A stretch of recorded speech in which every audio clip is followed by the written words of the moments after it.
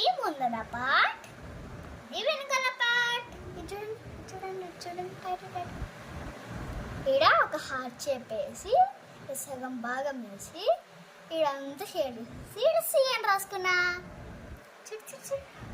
ఎందుకంటే C for చక్రియ.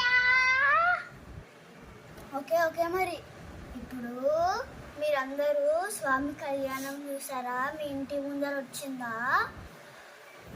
హిందూస్కి main పండగ అంటే ఉగాది రోజు మేము వీడియో చేయలేకపోయినాం. I'm so sorry.